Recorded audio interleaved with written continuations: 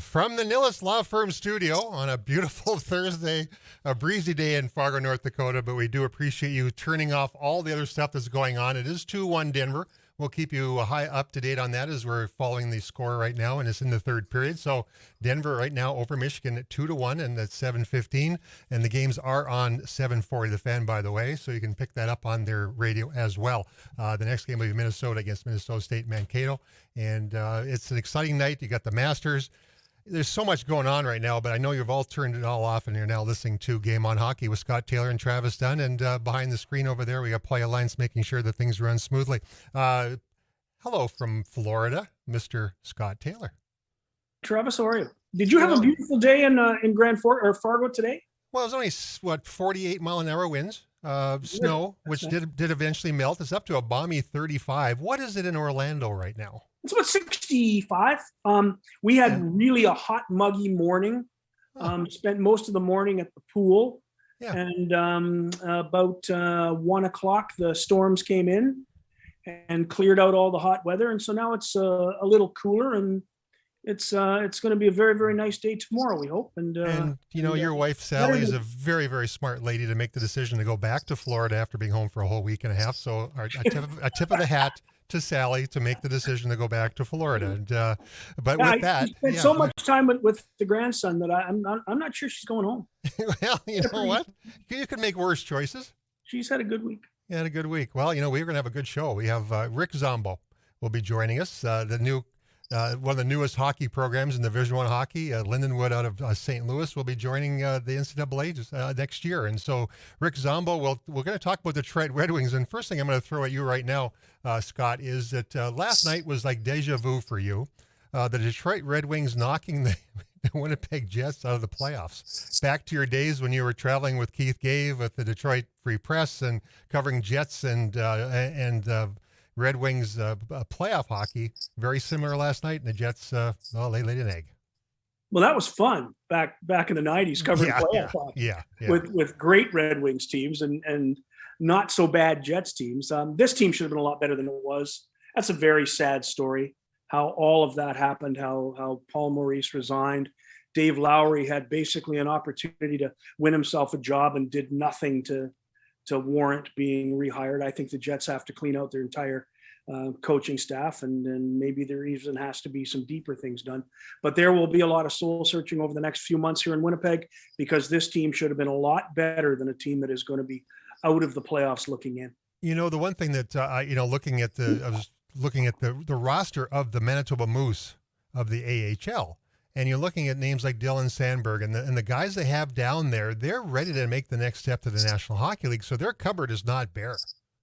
No, the cupboard's not bare, but those guys have come up and had a test and haven't been that good particularly. Okay.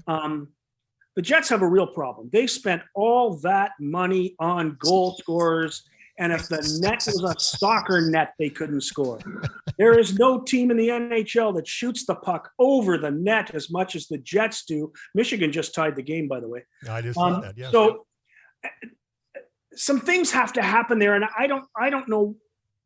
Look, I'm not a coach. Rick Zombo, Billy Keene, Brad Berry know a lot more about that stuff than I do. Yeah. But as I watch it, I wonder, how do you spend all that money on guys that are goal scorers, and then when it matters, when it really matters, they have nothing offensively. Yeah. They have no third or fourth line scoring, none whatsoever. Their power play is just brutal. Offensively, they're a bad hockey team. You lose 3-1 in your own building to Detroit when you have to win to stay in the playoff hunt.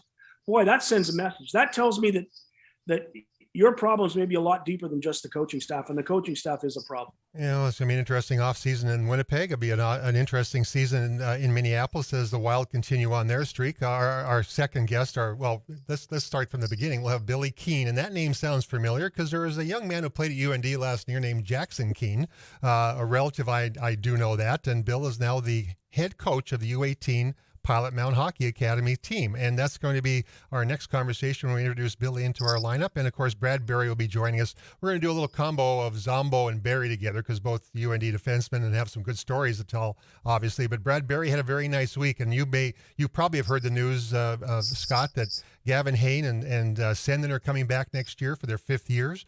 Ty Farmer is coming from UMass, a national champion last year, a dynamic 5'9" defenseman, 180-pounder, can move the puck very well, so their defensive core is very strong. Drew DeRitter, Michigan State, which we talked about last week, will be the goaltender next year, or one of the goaltenders at University of North Dakota. And the news today also, Tyler Cleven is not signing a contract with the Ottawa Senators. He's staying put. So Brad Berry, this is like Christmas Day for him. Yeah, and Reese Gaber said that he's not even thinking about going anywhere else either. Yeah. So your most dynamic offensive player joins a bunch of new faces that can all play. We all know they can play. It's been a great week. Boy, that transfer portal is fun, isn't it? Oh, we're going to ask those questions of those guys too, and I'm going to see what Zombo is going to do with that transfer portal to help build his team in a quick manner. They play University of Michigan right out of the gate in October. That's one of the first series that his team will play, so we'll have that opportunity. But with that, we're going to go to our Pilot Mound Academy head coach, the man himself, U18 program, Billy Keene. Welcome, Billy. Welcome to Game on Hockey. Hey, Travis. How you doing?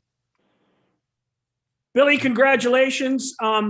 That's an interesting change, but boy, what a great opportunity. You come from the OCN Blizzard of the Manitoba Junior Hockey League to join Pilot Mound Academy, and not just the U18 head coach, but also the assistant general manager to Rod.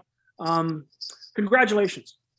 Thanks, Scott. Great to see you too. And you know, it's you guys have been in the hockey world long enough to know too that timing is everything, in a lot of circumstances, and certainly it was here as well. And, we had a parting of the ways with OCN. I thought we did some good things in terms of, reconnecting the community and then basically started some real good things. But, we're looking forward to the opportunity that Pilot Mound has presented, and we're, it's working with younger kids, which I'm excited about. I mean, I've been doing hockey camps for, since late 80s, but it's certainly, getting the kids ready for junior hockey and ready for college is another exciting challenge. When you took this job, how important was the assistant general manager's post to your decision? You know what? It's Rod Collins has been a long time hockey guy in Manitoba. He's done some wonderful things. Rod's 77, and he's still got a passion for the game. I think one of the exciting parts of this, Scott, was that it's actually a coaching team. They've got 4 teams here at Pilot Mound. They've got the U18s now as the first team for this year. We have the U18 girls team. We've got a U17 boys team and a U15 boys team. So we've actually got a coaching team together here. And part of my role is going to be, providing some support to everybody and being a part of a coaching team. And so that's an exciting opportunity for me. I'm a big believer in on the coach mentorship side and being, supporting a lot of throughout Manitoba on the coach mentorship side. So I'm looking forward to working with all the coaches here and working with Rod. When you talk about world-class facilities, new dormitories, and bringing more players in, of course, great ice time opportunities. The number 400 hours of ice time annually, if you go to the Pilot Mound Hockey Academy, if you're a hockey player and you want to get ice time, that's a serious decision to make, and that'd be a great opportunity for him to work on those skills, isn't it? Yeah, no question. And it really is it's a full-time program. It's steered towards, athletics and academics. That it's not to say that it's not steered towards, the Western League or the NCAA. It's or the CIS. I mean, it's preparing the kids to get on with their academics and become better hockey players. So, certainly, the Collins family have done a wonderful job and they've made a tremendous investment. And like you said, the new dorms. It's a $5 million facility. It's being constructed right now. New cafeterias, new theater space, new workout facilities. The rink is a wonderful rink. It's a diamond in the rough, and I had no idea what it looked like until I got out here last week. I'd heard so much about the program, but never actually walked into the facilities and then been to the town. So I was quite taken aback by it last week, and certainly it was an easy sell for me. Well, of course, you knew something about the program because 6 of your players at the Blizzard last year were Pilot Mound graduates. So obviously, again, it's a testament to to Rod and to Rick McConnell and Ernie Sutherland and all the coaches here, Kyle Nixon. They're producing some good players, and these weren't just stiffs on a junior A team. I mean, I know we weren't a playoff team, but these are going to be good junior A players. And Bryden Sinclair was a top guy. He was our defenseman of the year. He was going to be on a showcase team with the MJHL. Brock McDonald, Ashton Paul, Keelan Hall and Jace Larkins, Brett DeTerran. Those are all guys that are contributors for us. So we're looking forward to trying to keep that, keep that junior A pipeline going to wherever. Doesn't necessarily be at OCN, but certainly getting the kids on to the next level is what's a priority. Well, that's the voice you're hearing is Bill Keene. He's the U18 newly minted coach at the Pilot Mountain Hockey Academy. And one thing, Bill, our listeners out here, and we understand there's a few from North Dakota, a few from Minnesota going up to see the facilities to potentially make that decision to go there. The enthusiasm you carry with this is obviously going to be contagious and maybe get a few more of these youngsters to go, hey, Pilot Mountain might be a pretty doggone good choice. Yeah, it's we're looking forward to marching as many people through the door here as we can. I mean, we've started our U18 program prep. I mean, it's from scratch. We're starting from grassroots and ground zero here. So, we want to be competitive. It's a very competitive marketplace. In the prep school marketplace. So, our fees are fairly low compared to some of the other options out there. But it's a small town environment. It's not like it's a big city. It's a locally owned, family owned business, and then the facilities are tremendous amenities for and not only the on ice, but even the classroom space. They're very connected with the high school here, so it's an all around wonderful facility, wonderful program. Very dynamic program. So we're looking forward to show some people around. Well, we've got the Keene rivalry going on because you got Mike Keene on the board at the rink in Winnipeg, and you got Billy Keene on the board at Pilot Mound in Western Manitoba. It's going to be a bit of a Keene war next year. I guess you did have to bring that up, Scott.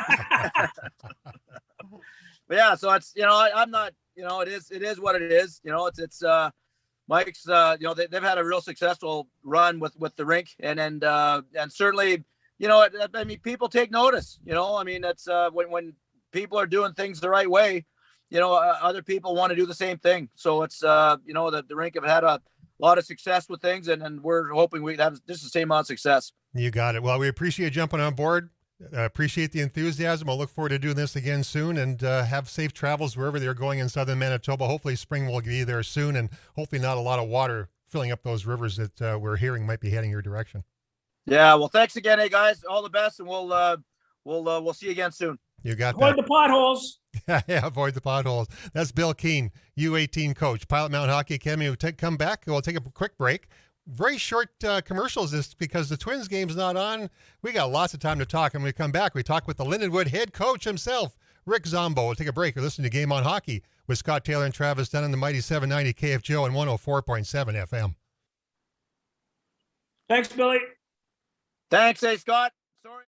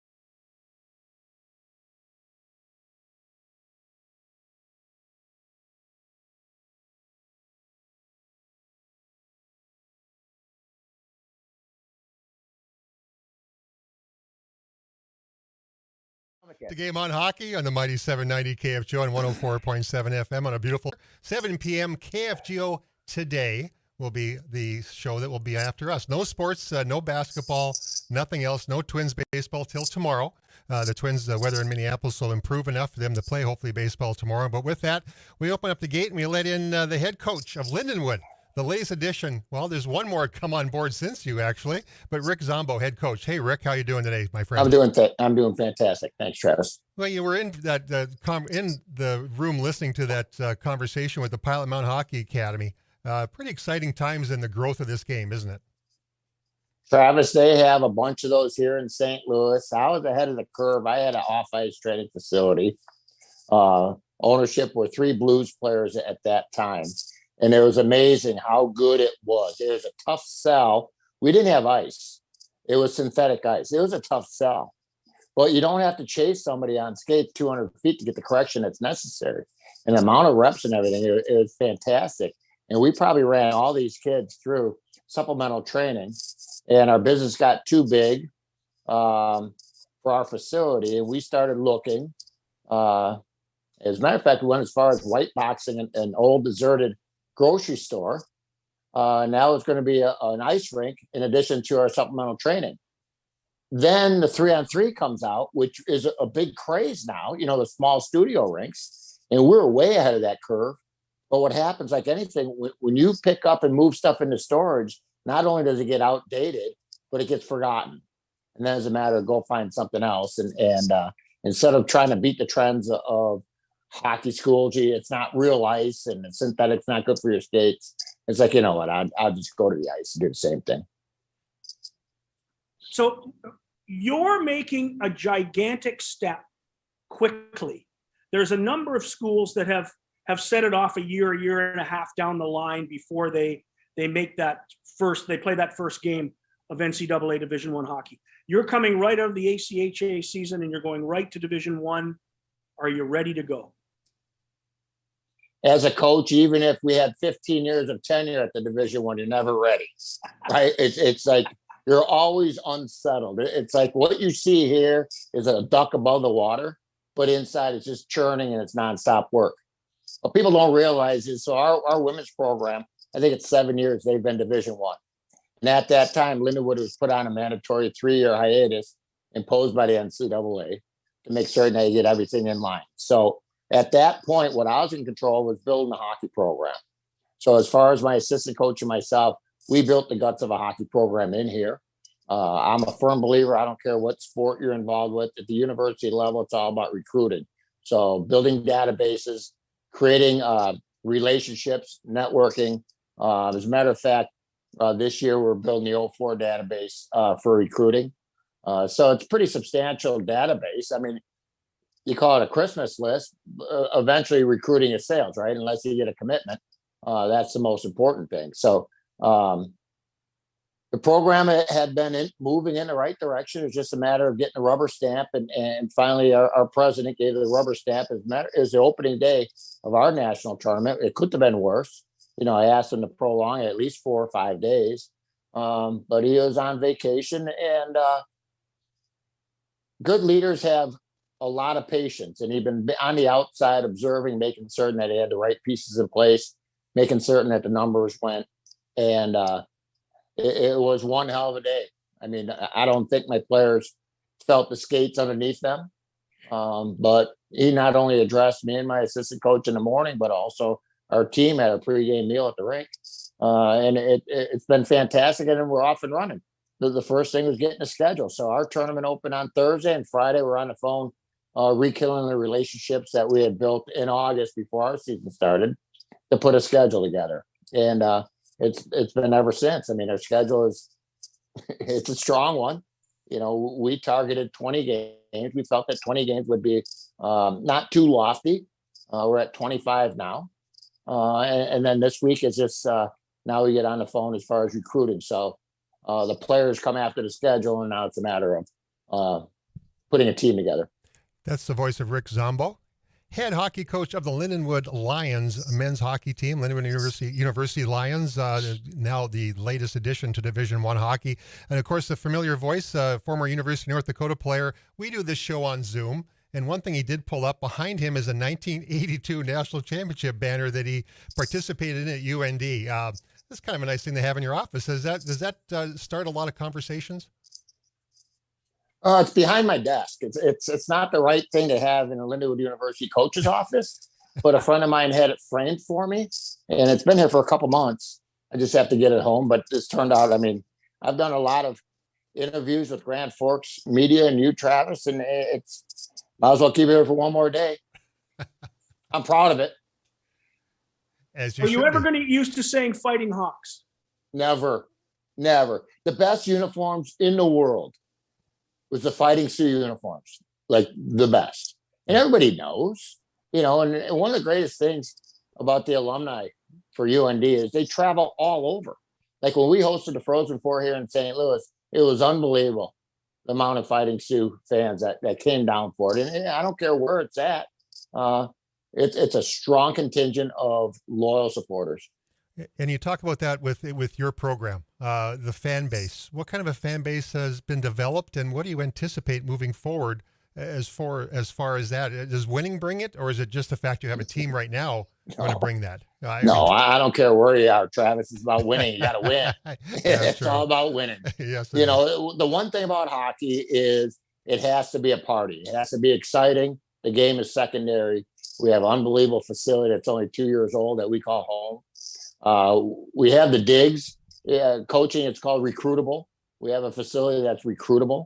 Now it's a matter of getting the word out. And what's nice for us, we can not only be the big dog on campus at Lindenwood, but also in the city of St. Louis and the surrounding areas, because our only competition for that expendable income is the Blues hockey. So, I mean, we have 2,500 individual seats in our arena. And other than that, it's an hour and a half drive to University of Missouri, and the football season ends in February. Then basketball picks up. So we have a great opportunity here. And we have St. Louis Sports Commission behind us and the St. Louis Blues. As a matter of fact, we share the same rink practice facility as the St. Louis Blues. So it's just a matter of getting the word out. And starting 22-23, we're going to be on the road for almost all of our games. So it gives us a little bit of time to create that. Lindenwood has had a big name among female hockey players in Manitoba. There have been a number of female players who have gone to Lindenwood. Tell us about the campus. What's the place like? You've been there for a while now. Just introduce us to Lindenwood. Scott, I've been here for 14 years. St. Louis is a small, big city. It's fairly what I consider clandestine, where it's hospitable, very welcoming. Lindenwood University is about 20 miles just west of downtown St. Louis.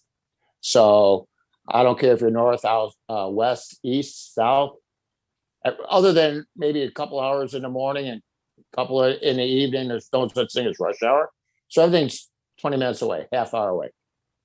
4,500 students enrollment.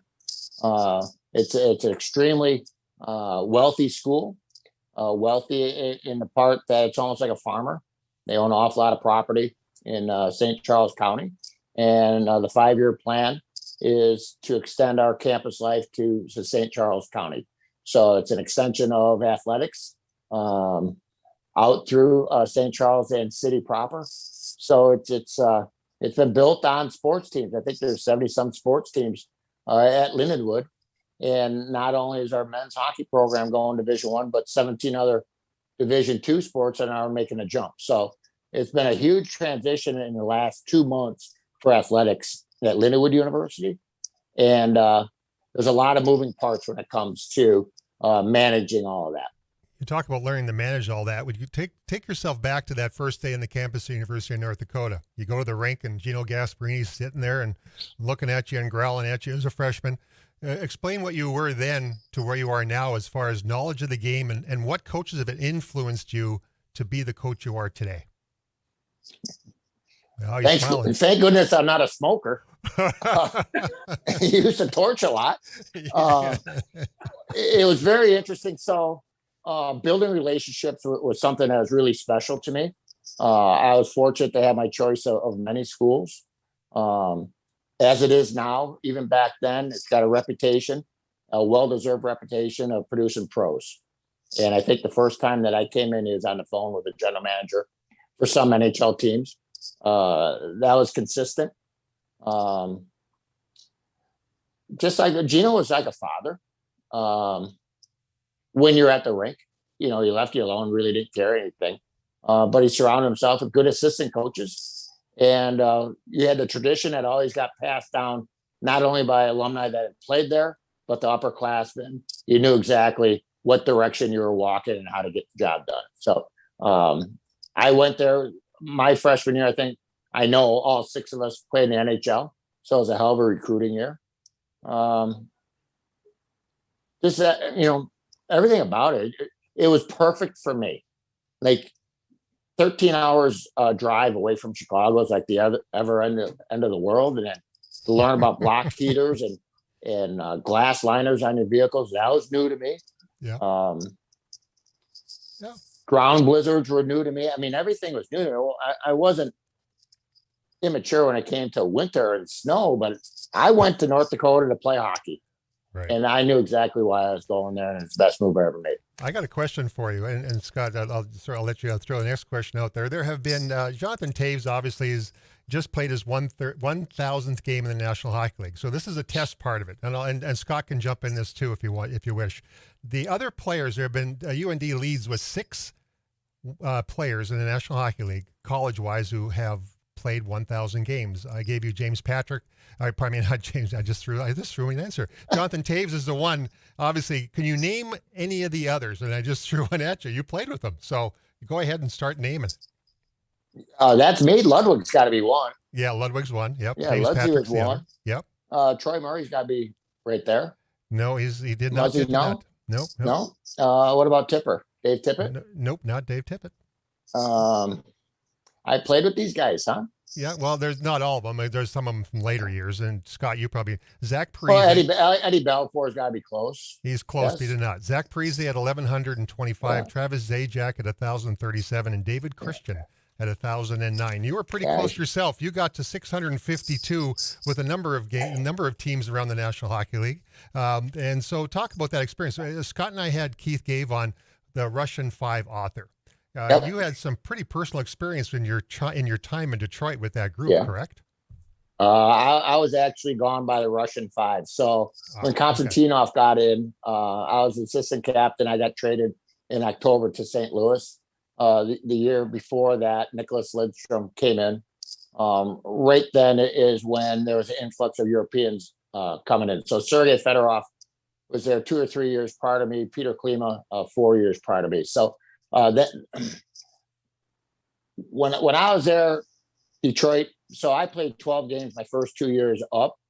Those were the years where 50, 55 points. I mean, it was almost a shoo-in where opponents were going to beat us. Then after that, Jacques Demers come in as a coach. That's where I got my first legit chance making a lineup. I got cut from tryouts. I know they had plane tickets before tryouts even started. But I had a real straightforward conversation with him, and he was a man of his word. So you asked me earlier as far as coaches that mold me as a coach. I take bits and pieces of everybody. Jacques Demers would be one as far as trust and loyalty. But what they did in Detroit was they sent guys down to the minors. You got to earn your craft. They had veterans down there already finishing their pro tenure that had established themselves in the NHL. And it really built a real strong nucleus for what was coming down the road. I think we surprised teams when we lost in the semifinals to Edmonton, the Hall of Fame Stanley Cup winning Edmonton Oilers. Same thing the following year, we lost to Edmonton. But the Europeans started coming in after Peter Klima. And I think Andy Murray was the coach at that time that really made the influx. I got a call. Well, the year that I got bought out of Boston, Scotty Bowman called me. I thought I was getting pranked. You know, it happens frequently with hockey players. But Scotty actually called me to come back. And at that time, there's a 2-way contract, and I was fairly established that I was an NHL player. But that was another year they could have won, which I regret. The one thing I have not reached. It's nice to have aspirations. For me, just to play one game was an accomplishment, and I enjoyed myself in practice. As long as I was in the lineup, I was happy, and I had to earn every day. But that Stanley Cup had eluded me, but I've gotten everything since. You now have your team into the NCAA Division I category. Yes. You have NHL experience. You are a national champion in the NCAA. What qualities does it take? What players are you looking for? And how quickly do you think you can build a winner there? If I told you what our schedule is, wins are going to come very difficult. We got 3 of the top 4 teams that are in the tournament right now on our schedule for 22-23. North Dakota is one of them also. I got to be true to myself and know what I like to coach. So my history of coaching goes back for a long time. I think it's easy to coach a AAA player. It's challenging to coach a B-level player. However, you got to learn your craft. Coaching to me is about proving that you care every day and learning each individual's way to communicate. So I say you could either tease them with sugar or you have to take the whip to them. There's a time and place for everything. The game hasn't changed. The game is the same. The resources are far more available. It's important that the players are comfortable with their environment so that they will be comfortable in an uncomfortable setting. So whether you're playing good competition or it's big moments in a game or championship games, it's learning how to regulate and monitor your emotions, which allows you to play. It allows the creativity in your mind to execute. I think that other than blue chip players, that most players are equal in ability to move players around in a football setting or strong, stringent systems. I refer to staying on the black squares of checkers. I want players that understand that our systems is to leverage insurance behind mistakes. You have to be free to play. It doesn't mean you're loose. It doesn't mean we're the Russian 5 or the Fab 5 Michigan basketball. It is you got to play for one another. It's a bond and a trust. It's an everyday occurrence, not only from coach to players or players to coach, and then amongst themselves in a dressing room. The word culture comes across a lot, but everybody can use those coin phrases. There's a difference between being a participant and being a winner, and not everybody can be a winner. But it's that being comfortable when you're uncomfortable is kind of the setting or the adversity that I apply in practice. I love Monday to Thursday. The games are pretty much the players have to not only prove the retention, but also application and lessons. That's the voice of Rick Zumbo. What we're going to do, Scott Taylor and myself, this is Game On Hockey on the mighty 790 KFGO and 104.7 FM. We're going to take a break. We're going to carry you over because a good friend of yours is going to join us in our next segment. His name is Brad Berry. You guys were teammates also for a year at UND, if I look back at my numbers correctly, and you'll be playing each other. So we're going to get some good conversations with a couple of coaches in the Division I level. Talk about the Christmas week that Brad Berry had with guys that coming back to the program and staying in the program. So for Scott Taylor, I'm Travis Dunn. That's Rick Zombo. We're going to hang around after the break. When we come back, we'll bring in Brad Berry to the conversation. Listen to Game On Hockey on 790 KFGO and 104.7 FM.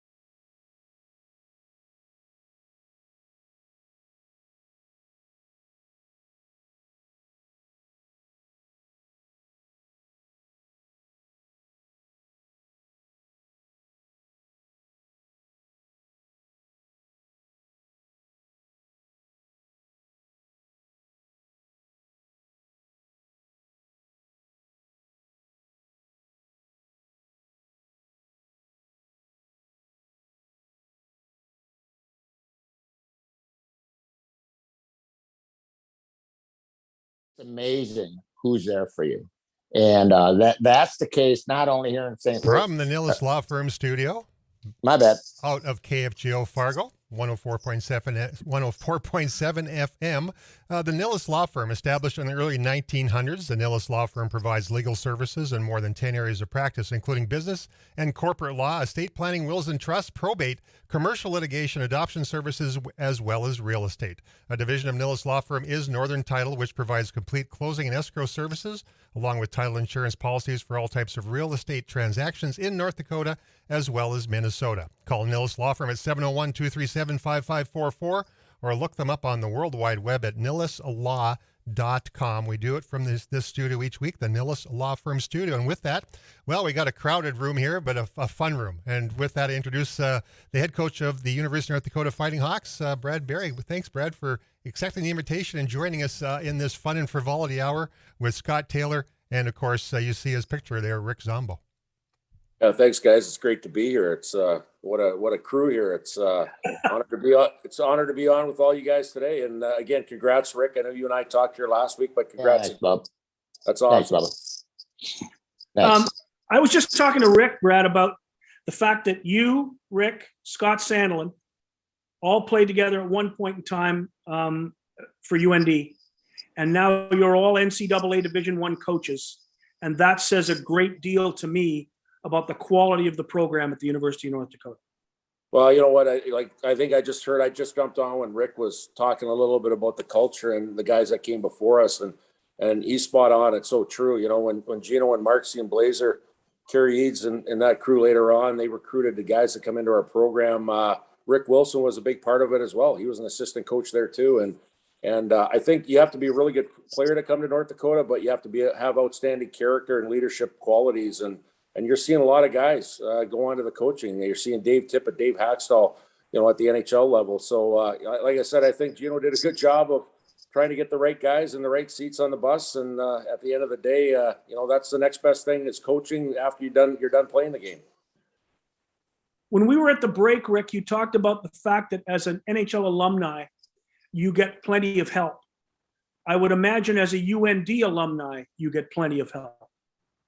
Yeah, we were talking at that break, Scott. It is so the NHL, we have probably one of the best alumni associations here in St. Louis. And I see them frequently. We skate 3 times a week. But when you're really in need, they're a phone call away. And they're very resourceful, very respected in town.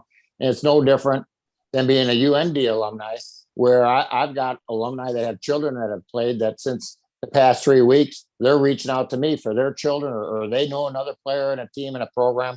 The networking really assists on the recruiting, but the humility that I get out of the extension of people that I've been in touch with for years, it's very familiar. It refreshes. It moves the memories from the back of my closet up to the front.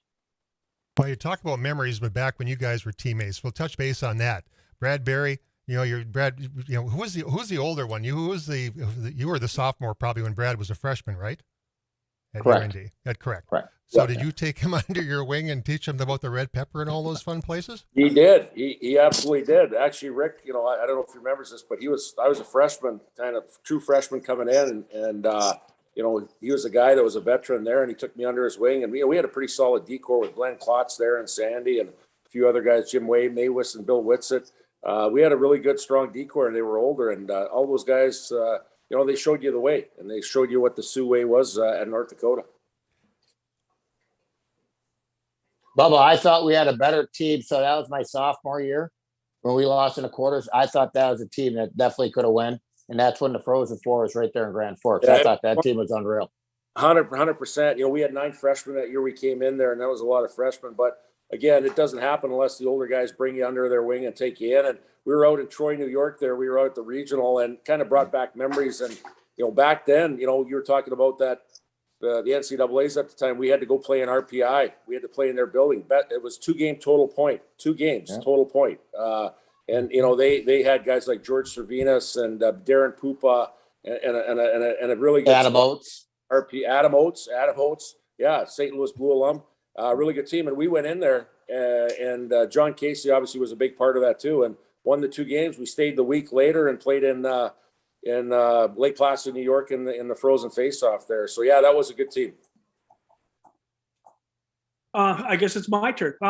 Both of you guys played in the NHL at about the same time, exactly the same time. I think so. What was it like playing against each other? Well, you know what? Like for me, playing in Winnipeg, I don't know if we played a whole lot in the division. We were in the Pacific Division at the time, and obviously it's LA, Calgary, Edmonton, those teams back then, and I think St. Louis was in the North, and Detroit was in the North. So we only played a few times, but I remember Rick obviously is a hard-nosed defenseman that played the game the right way, had a long career there, and they had some good teams when he was in Detroit and in St. Louis. They were battles. They were heavy battles.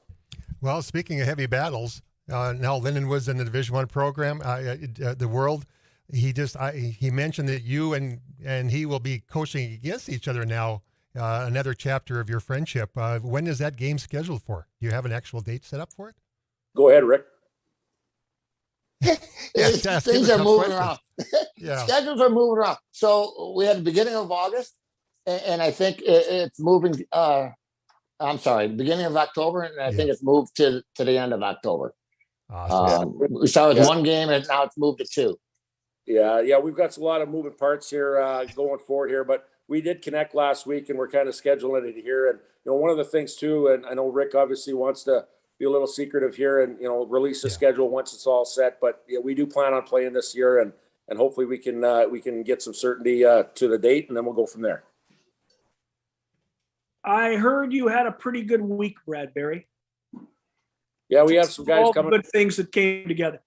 Yeah, we have some guys coming back, and obviously due to COVID, they're allowed to play their 5th year, and having Mark Senden and Gavin Hain come back for their 5th year. And we were at the other end of it last year. We lost I think 8 guys to NHL contracts, and we didn't really have any seniors that could come back another 5th year. And teams like St. Cloud and Western and Omaha, they had a lot of guys that came back. So I think we're at the other end of it. It doesn't guarantee a success, but at the end of the year, end of the day, it's good to have some veteran leadership backing. The one commonality I see between you two, and that's Rick Zombo is our guest, along with Brad Berry, the head coach of the University of North Dakota Fighting Hawks, is the fact that, the way you talk about your programs, nothing guarantees success. And I see such a parallel line between the two of you. And obviously that goes back to your days at UND and all the way through the National Hockey League. But the parallel is very evident that, you'd have to prepare the same. Success is not a guarantee whether you're a 1st-round draft pick or a 10th-round draft pick. You have to earn each and every win. Rick, comment to that if you would. It's just our personality as hockey players. You just don't take tomorrow for granted. Work is usually never anything to measure the character of a person. You just got to be who you are and respect the opponents. I mean, you only control what your day provides, and you just got to make certain you have a plan and you work the plan. But whatever happens tomorrow, then you take it on them. Rick, we'll let you exit stage left if you wish. I know that the overtime period, Denver, and they're tied to 2, so you can get the heck off here. We really appreciate you joining Brad, and we'll hopefully have this kind of a fun conversation again in the future. Hockey shows get way too serious, and we want to keep it light but have fun at the same time, right? I appreciate my time on Game On. You got it. Thanks, Rick. Appreciate it. See you, Bob. Really appreciate it. So with that, Brad, obviously, and I didn't want to have, you continue on about your great week because I didn't want him to come in October and feel, like he's going to get beat to death. But obviously a wonderful Christmas week for you. We'll go through the list. Hain and Senden are coming back. Ty Farmer is transferred from UMass. Are you able to speak of these players until they come to campus? I want to make sure. Yeah, so both we have 2 grad transfers going in their 5th year. Ty Farmer and Drew DeRitter from Michigan State. They both signed their grant and aid letter, so we're free to comment on them. But last year, we lost 14 players. We had 13 returning players. Yep. We had to bring 14 new players in. We brought 9 freshmen. We had to go into the transfer portal because we couldn't bring 14 freshmen in, and that's a lot of guys, a lot of new guys. So we got some experience. We had some success with it. We're not going to go that deep into it this year. We'll get maybe 1 more at the most if we ever do. But at the end of the day, we brought a goaltender with great experience in the Big Ten, and Drew DeRitter had an outstanding experience at Michigan State, had success there. And then Ty Farmer, who's won a national championship in UMass, playing along with Cale McCarr and a lot of good players there. And actually, he's got deep roots to North Dakota. You know, when we went through this quick recruiting process with him, he had great memories of Fargo, playing for the Force for Kerry Eads, and playing there with Mark Senda. They won a championship together in the USHL. And, you know, I went back to talk to Mark about him, and he had nothing but great things to say and said he would fit into our culture the right way. So, again, those are two that are going to hopefully help us right away. Reese Gaber didn't leave. He's going to come back. No, you know what? He loves this town. He absolutely, you know, when you're from Gilbert Plains, Manitoba, Yeah. you know what, Scott? We can't get enough Manitobans. If you got more up there, send them down, man. I'll tell you, we've had a lot of success with him, and he's just a hardworking, humble guy. And I'll tell you what, he makes everybody else around him better. And again, we're going to put a good team around him next year. And you know, like I said, he came back for the right reasons. We're grateful for that. I'm going to ask Let me tell you, the way people feel about the University of North Dakota up here, I can give you hundreds of guys. You got to make a decision on who you want. Yeah. Because there's a lot of junior hockey players in Manitoba who would give both arms to play for the Fighting Hawks. Yeah, I appreciate that, Scott. And I know, you know, we have a lot of deep relationships with the junior coaches up there. And I'm glad to see the Niverville Nighthawks come into the Manitoba Junior League, another organization that hopefully can produce players for the NCAA. And we had Paul Dick on last week, someone you have a great relationship, who brings his team down from Steinbach and has some Moorhead kids and some other kids from the North Dakota area who have gone up there and played. And you talk about that pipeline, you know, the coaches helping develop and keeping in touch with that. Your cell phone must have an awful lot of phone numbers in it. Yeah, they do. They do. But you know what I love about picking up the phone and talking to coaches, to players, to parents, to even advisors, talking to them a little bit. But, you know, it's a situation where I firmly believe it. Like, you know, had passion and love playing the game. And once you get out of playing the game, the next best thing is coaching and helping the young guys. And, you know, like I said, some of the guys that came through our program, whether they went on to long NHL careers or whether they went on to, you know, Steph Patton's up in Manitoba that has started a construction company that's doing outstanding, went through our entrepreneurship program. I'm just as proud of him as Zach Parisi or TJ Oshie in the NHL, just to be a small sliver of their life. I feel invigorated when that happens. Yeah, the Steph Patton story is a great story. You mentioned the construction company. He took over his dad's business and just expanded it. He has a great deal of respect and went back home to St. Anne and is maybe one of your greatest ambassadors, because every time I see him, it's just UND, UND, UND. Yeah, you know what? And again, he wasn't promised. When we talked about earning it, it doesn't guarantee his success. Well, he wasn't. He had to earn everything he got. He wasn't guaranteed anything when he came here, and he fit into a role that bypassed a lot of draft picks and high scholarship guys, and was captain of our team here. So again, it's a situation where we love those guys that are all in, and that's what makes UND special. And we've had a lot of success because the guys have a strong affiliation for our program. By the way, you're listening to Game On. I'm going to do a little thing here, Scott. I have to tell people to listen to Game On Hockey. Yeah. Game On Hockey. No, I'm not selling any more golf clubs. That commercial schedule has been run over, but you can still go to the golf center and pick up some clubs. It's going to be summer eventually, right? I mean, the ice is going to come off the lake eventually. We're hoping for that. But you're listening to Game On Hockey with Scott Taylor, Travis Dunn, each Thursday night. Next week is our finale for the season, so make sure to tune in next week. And Brad Berry is the voice you hear, the coach of the Fighting Hawks. But a question I'm going to ask Brad, and this, I know Tyler Cleven announced that he's going to stay and play one more year. Yep. And you're an old defenseman. I'm an old defenseman who played the physical game. He's a big guy. Was there frustration with him? I could see his frustration. I'm not unloading on guys realizing he'd be penalized because he's so much bigger than the other guys. Is that basically a good analogy there? Yeah, you know what? And it's a situation, I think if you ask Tyler too, you know, there was some frustration. I'll tell you what, though, like from where he was 2-3 years ago to where he is now, he's much more refined in the fact of being more discerning and when to use your body in the middle of the ice, along the wall or whatever it is. Yeah, he did get a couple of penalties, a couple of major penalties. But at the end of the day, you know, those are things that's the reason why he's here. And that's the reason why, you know, at this level here of playing under control and playing assertive game, but playing in control. And you know what? He did make some jarring, bone-thundering checks that weren't called for penalties because he played the right way. So, again, you know, that's a big reason for him coming back to refine his game, and he's done a really good job there. And the other part for me is the leadership side. Like, I'll tell you what, you never can replace leadership as far as playing an extra year, because if you're a young guy that's always chasing the next level, you'll never really get to be a leader until you experience that at a lower level, whether it's college or junior. He'll be one of our leaders this year, doing the right things on and off the ice.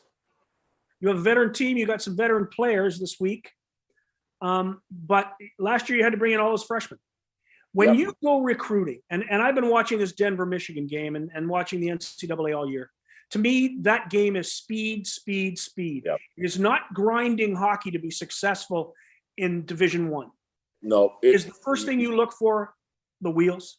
Yeah, for sure. You know what? I think that's changed, Scott, in the last little while. Everybody, like now, it's funny. It seems like kids nowadays, instead of going to those generic hockey schools, you have development coaches, you have skating coaches, you have shooting coaches, you have, but skating is something that absolutely you have to play with pace. If you can't get around the ice, that's going to be a situation where, you're at a deficit, you're at a disadvantage. And again, you have to have the speed and the mobility, agility to get around the ice.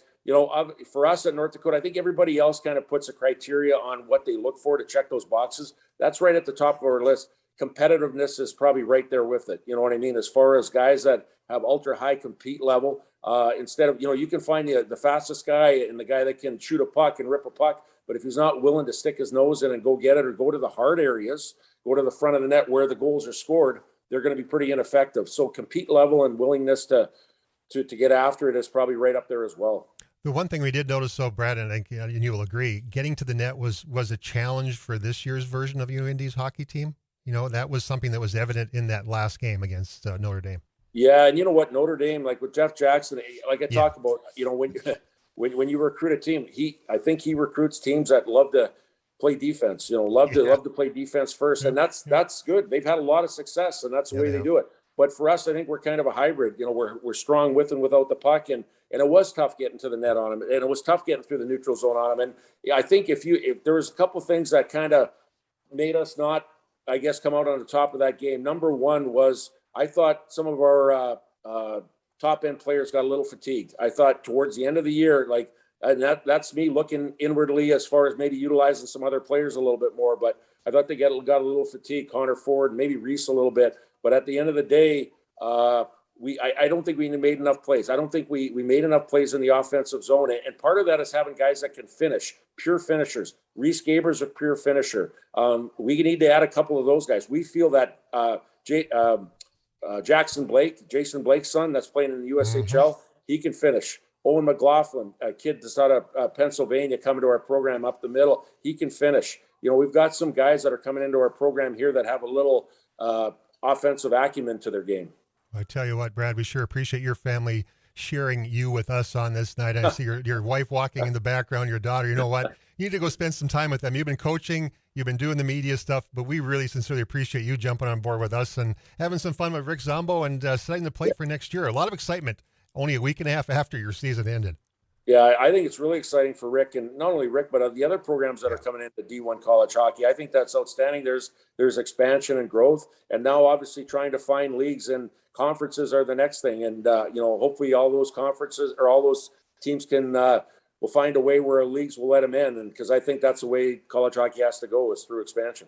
Absolutely. We appreciate you jumping on board. We'll let you go be with your family. Thanks so much. Get to the lake when the ice comes off. It should be off in a couple of weeks. I got to get up. I got to get up to friendly Manitoba sometime soon. The borders were shut down. I could go past there and go up and see Scott here maybe. Well, the one thing you can do is, and my headset just unplugged, but one thing you can do is go up and see the Scott. Tell them about the big event at St. Boniface Golf Course coming up. Oh, it's coming August 16th. Okay. It's the Slapshot Golf Tournament for stop concussions. We've got Yvonne Barrett, the little goalie Denny Lemieux coming in. We have Alan Nichols, who was Johnny Upton, captain of the Chiefs. We've got Jerry Hauser, Dave Killer Carlson. We have two of the Carlson brothers coming, and there are a couple of other surprises. That's awesome. That's what, August 16th? August 16th. St. Boniface Golf Club. You're more than welcome to join us. Brad, I'll pick you up on the way up. How about we do this together? That'd be awesome. I'll circle it on the calendar for sure. You got it. Put it on the calendar. But hey, Brad, thanks very much. Okay. Enjoy your time off away. Not that you ever get away from it, but away from the media like guys like us. Awesome. Thanks again for having me on. Thanks, you guys are awesome. Take care. I appreciate it. Thanks, Brad. That's Brad Berry, head coach of the University of North Dakota Fighting Hawks. Scott, lots of great information shared. We always learn a lot from these coaches, don't we? That was an incredible show. I could listen to Rick Zombo for another hour. We got to get him back on next season because he's got a lot of insights. I mean, Brad Berry's been kind of a regular for us. He was one of our few two-time guests this year. Darn right. But Rick Zombo is he's a really interesting guy. That's an interesting program. Well, when you talk about the growth of the game, how great it is, but just the parallels, you could almost draw a parallel line between the two of Rick and Brad, and their philosophy is the same. You can just tell the lineage they came up with, and what instilled it in these guys is where they came from, and that's their hometowns in Alberta and in Illinois, and of course then through the University of North Dakota hockey program. Well, the University of North Dakota hockey program turns out a lot of players and now a lot of coaches. And it's, I think it's just a tribute to how great that program is. And when he talked about we need more players from Manitoba, he could have all of them. They all like to play at UND. There isn't one who wouldn't.